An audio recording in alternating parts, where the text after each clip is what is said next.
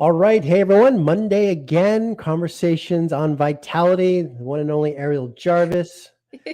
How are you, Ariel? Good. Good morning. Good How are you? morning. Good morning. James Gardner here from The Hero Within, as always, as well. Today, we're going to go brain. We're going to go deep diving on the brain today, which is great. Last week was respiratory. And this week, we're going to dive into brain health, cognitive function, trauma, stem cells. Oh my God, Ariel's going to take us down the yellow brick road here for brain health. Ariel, let's start. Let's start with. I know a lot of people deal when we're going to get into nutrition and we're going to get into foggy brain. We hear that a lot, and I know I'm going to age myself, but as the older I get, the more I start to lose my little things, little snappy memories and stuff like that. So what are we dealing with in this day and age when it comes to overall brain health based on the people that come in to see you? Mm-hmm. So, I'm going to kind of unravel a few myths that we might not know about. Okay. Number one is your brain can actually heal itself. Okay, your brain is a very resilient organ, and it actually goes through a process of neurogenesis and neuroplasticity. So your brain can actually can actually go through impact when it comes to concussions, and it can recover and heal itself. Or if you've abused it with alcohol or drugs, it can heal itself. However, it does need some key building blocks from your nutrition. So as we know, there is a gut-brain connection. And so everything that we eat, your body can either use it or it wants to lose it. And so certain nutrition will actually be supportive to these stem cells. Your brain has stem cells in it, and these are cells that are unidentifiable yet. They don't know what they're going to be yet. And so the cells will actually be placed in an environment and grow amongst that environment. So if I take a stem cell and I put it on my nose, it'll become a nose cell, an ear cell, right? So wherever that stem cell is moved to, it will become that area. And so your brain is full of stem cells, and these stem cells actually help with the aging process and the healing process. You're not just born with X amount of stem cells or X amount of brain cells in your life. They're ongoing. Your body's constantly making them and constantly fine tuning them. If your diet is actually synergistic to your recovery, then you'll have healthier cells the older you get.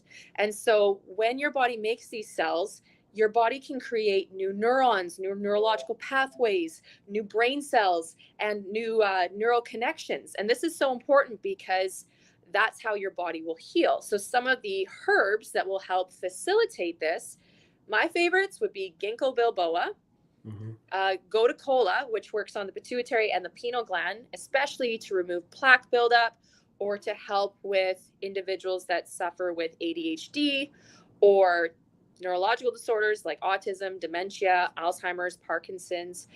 We have a brain spray, which is amazing, goes straight into the bloodstream for the blood-brain barrier. Yes, Kangen water is amazing too, our structured water, because the smallest element on the periodic table can pass through the blood-brain barrier and remove any excess debris that is unwanted or in the way. We also have a herb called attention focus, literally helps people stay focused and attention. Lion's mane, which helps promote stem cells and new neuron growth and actually grows the dendrites. There's been so much research proven around dementia, Alzheimer's, Parkinson's, or MS, and introducing lion's mane, your neurotransmitters, if you break them down, they actually have an axon, which kind of looks like this. And then it has a little string, which kind of looks with another connection. And so that is called your neuron. And so there's these two little checkpoints on each end that connect to another neuron so that you have the cell-to-cell communication so that they're linked. And so you can send a synapse, you can send a cell-to-cell communication. And so all of this requires certain fundamentals, certain nutrition, certain amino acids, certain water, certain electrolytes. There's so much activity. And what happens if you remove a chunk of the brain or you remove it and you create damage to that area? The brain can heal itself. And so we kind of wanted to talk a little bit about, well, that's so great that the brain can heal itself, but are there some maybe key things that I should avoid in my diet or lifestyle to help promote brain health or brain stem cell health? And so, yeah. Yeah. Let me just, before we get into the things to avoid, Mm-hmm. what, bringing it back to vitality for you for a sec, like what are some of the key neurological disorders that you see of your patient profile that come in? Mm-hmm. So, from a diagnosis point of view, Alzheimer's, Parkinson's, MS, dementia, and Alzheimer's, and autism. So those Okay. are more of things that we see on a regular basis that are but more chronic. And those things you can create some cellular restoration for. Now we have some more of the lower end spectrum, brain fog, mental clarity issues, Mm. issues with insomnia or dopamine receptors, so depression, anxiety, panic attacks, or issues with managing to getting overloaded easily, so being able to categorize and organize thoughts, or lists and organizing things like that. Right. So, and then what you did is you gave us a kind of a grocery list of herbs and so forth of ways that you can um, elevate brain health or restore brain health, or however you want to label it. With some of those different diagnosis or conditions, is the protocols are all varying depending on what the assessment is? Absolutely. Okay. So when it comes to certain supplements, I always go back to the 4 pillars, because it's not just one thing that's going to restore you. You always have to go back to your checkpoints. So the water, the sleep, the nutrition, and then the exercise. And then we can add in the customized supplements or herbs, because your body needs that extra Mm. so that it can perform more for you, because you're asking more of it. Mm-hmm. And Okay. so you have to, the average person that doesn't have those symptoms, they don't need to implement those things. Sure, it's good for them, it won't do harm, but when we're dealing with someone who needs restoration and recovery, we have to kind of bring a little bit more into the customization of the approach. Yeah. Perfect. Perfect. Okay. Good. So, like anything in this world, we can avoid certain things and be better off for them. So, now take us through some things that we can avoid, that kind of diminish our brain capacity or ability, if you will. So my top 4, because these are things that possibly get overlooked. And so the first one is heavy metals. Okay. And a lot of people are like, I've heard that before, but I don't understand. Mm. So heavy metals are things like pesticides, insecticides, herbicides. These are sprayed on your produce. They're in your fruits and vegetables when you go to the farm, or there's they put it all over the soil. They put it all over the crop, and then they do it again and again and again, and eventually it does seep into the produce. And so, because these heavy metals, they are endocrine disruptors, which means they bind to your hormonal system and they create hormonal dysregulation. They're not something that you want to be implementing into your diet if you can try. Now, it's really hard to avoid. So, doing a heavy metal detox often is something that I do recommend for clients, just to kind of clean the filtration system, right? We can't live in a bubble. We have aerosols all around us, right? So So how would we do a heavy metal detox then? So my favorite, we actually have one that's already produced. It's a drink that you consume for 30 days. But if you didn't want to do a supplement and you wanted to strictly go to your produce section, cilantro and parsley, making sure it's organic, and you need to do about a cup a day each. That's a lot of A cilantro. lot, which is why we have the supplement. We have the organic, non-GMO Right. parsley and cilantro in capsules. Yeah, and it's the same amount. So you're just drinking it, right? Yeah. Versus having to go to the store, get it fresh, get it organic, wash it, and consume it for 30 days. And that helps the body rid itself of heavy metals. It's a form called chelation. So chelation is when you remove the body of heavy metals, especially through the blood-brain barrier. But remember, once you dislodge it, you need to remove it from as waste throughout the kidneys, because if you just detox it from the brain, it's going to enter the bloodstream within one circulation circuit. It's going to lodge itself back into the brain. So you actually have to excrete it through your bowels and urine. You can't just go through a detox and expect it to just come out of your pores. It doesn't do that. You have to remove it. And just out of curiosity, with a lot of times, when we use the term detox, there's an effect on the body. And so is there an effect that someone can expect, when they go through a heavy metal detox? Absolutely. So there's something called the Herxheimer reaction. When you start pulling all this debris out, your equilibrium is going to be off, especially if you have a lot in there, right? If you abuse drugs or alcohol or medications, you could have a lot in there. So when it comes out, it's going to be circulating through your bloodstream. You're going to be re-entering it, and you're going to be re-experiencing it.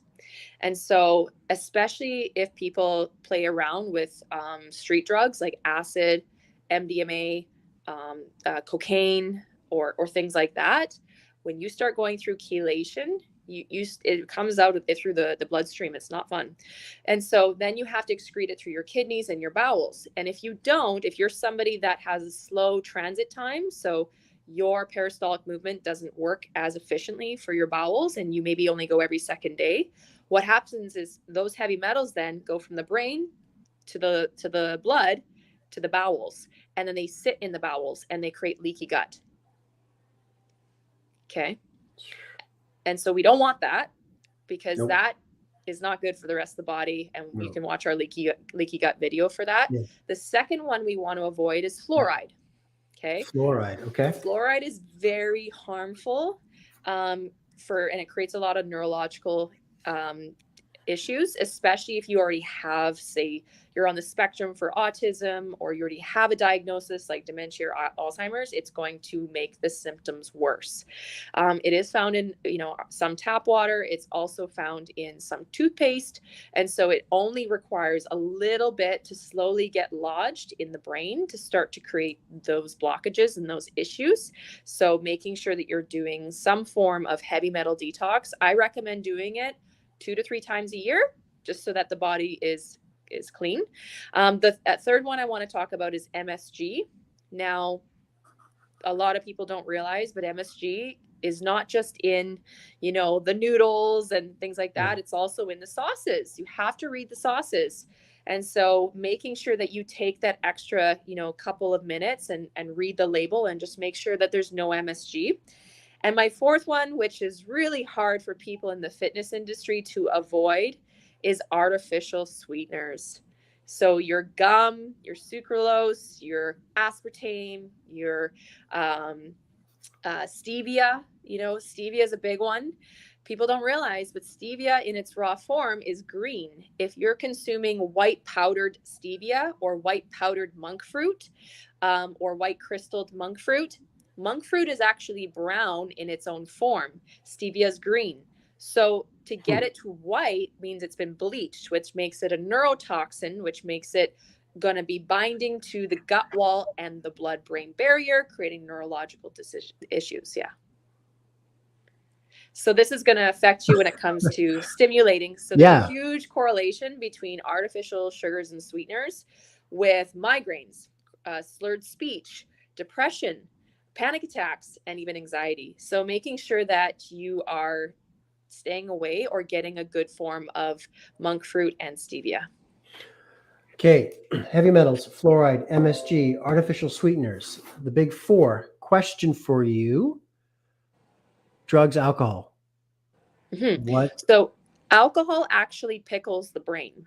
We know it's not good for the liver, but for the brain specifically, it dehydrates it and it pulls oxygen and water and electrolytes from the brain. Think of the brain as a supercomputer, and the electrolytes are like the electricity. You start drawing the electricity out, eventually the battery will die. Mm. Okay. And you need the electricity to get the cells to communicate, because if you think about it, think about how fast your cells have to send a message to each other every single day when you're driving, or you're playing a sport, or you're communicating with somebody, or you're moving your body, or you're playing the piano, or, like there's so many things. And so your brain cells need to be moving so fast. Well, why are they moving so fast? Because there's so many conductors, there's electricity, there's voltage in the brain. How is that done? That is done by electrical net charge from your elements on the periodic table. You have almost every single element on the periodic table running in your body at different capacities. And so you have to realize that when you introduce too many toxins, the toxins have also a specific charge. And when you put the two opposite charges together, they bind, which makes net zero. So if I have an acidic particle, which is a positive, and I have an alkaline particle, which is a negative, they're going to find each other, they're going to bind, and now there's no charge. Now there's no battery. It's net zero, right? So we just want to think about that. Alcohol pickles the brain. There's a bumper sticker for you, gang. It's true. Question for you. Okay, so a lot to summarize. I mean, obviously, this is a deep discussion. We've touched on brain conditions, diagnoses. Is that correct? And so forth. Now, I think we all can up-level our own brain game, if you will. And so, you took us through like lion's mane. Like I don't have the knowledge you do. I just know that lion's mane is good for cognitive function, right? What are some go-tos for the community out there? People like myself that, work out all the time, fit, healthy, but you know what? We just want to kind of dial up the charge in the brain a little bit. What would you recommend? That would be, obviously, making sure you're drinking the right water, following your 4 pillars. But if you're looking for a supplement, I love nootropics. So nootropics are like, a natural enhancer for the brain. So I take chaga and reishi and lion's mane, cordyceps, turkey tail. I love those for my brain. So those are the big mushrooms that you're taking. Those are the big mushrooms. Yep. Yeah, Okay. I do them every day. I absolutely love them. I think I've talked about them before. They're called perk. And so I definitely feel that they perk me up. For individuals that are looking for that brain performance, that mental clarity, like being able to be like, go that extra mile, I do like the perk. And so it has the mushroom blend in it. It's a blend. So it's all blend. in there. Yeah. And do you sell that at one Vitality? Capsule in the morning. Just one capsule. Yeah. And it sustains you all day. And what happens is not all of the herbs are released. Some have a fast release and some have a slow release. And so throughout your metabolism throughout the day, you'll have some that release right away in the morning to give you that perk. And then when you start winding down, the other herbs get released, which helps you with your sleep and your REM. Interesting. Wow. And is that available at Vitality? Absolutely. Yeah. It's really, really helpful. So I take it every day. I've been on it for a year now, and I can tell that when I take it, I feel very on it, and I can get a lot more done and be more clear. On that note, just a quick question. With mushrooms, with these adaptogens, do we need to cycle them, or is it kind of a consistent one a day, every day type approach, So if you want to feel the effects, like you eventually you won't feel it. You do get accustomed to it. And you just get used to feeling great all the time. Now, it's no longer that night and day shift anymore. And so if you want that night and day shift, then what you can do is, yes, you can cycle it, or you can take a larger dose of one and less of another. But remember, it's like fertilizer for the brain. So what it's actually doing is it's helping with neurogenesis and neuroplasticity. So it's helping fire the areas that are getting fatigued. Love it. Okay. Excellent. I do want to touch, we got a few minutes left here, Ariel. Just the big D word, depression. We talked dopamine. We've talked, of course, too, about serotonin. 70-80% is produced in the gut and up to the vagus nerve through to the brain and so forth. Give us some Cole's notes in terms of brain health and depression. Mm-hmm. What can we do? So when it comes to depression, you have 75 trillion cells in the body, and every single cell has a vitamin D receptor. Vitamin D plays a huge role with depression, and your diet plays a huge role with depression. So what people don't realize is most of your serotonin is produced in the gut, which helps with your happy endorphins and your motivation. And your brain has a lot of receptors for oxytocin, dopamines, things like that.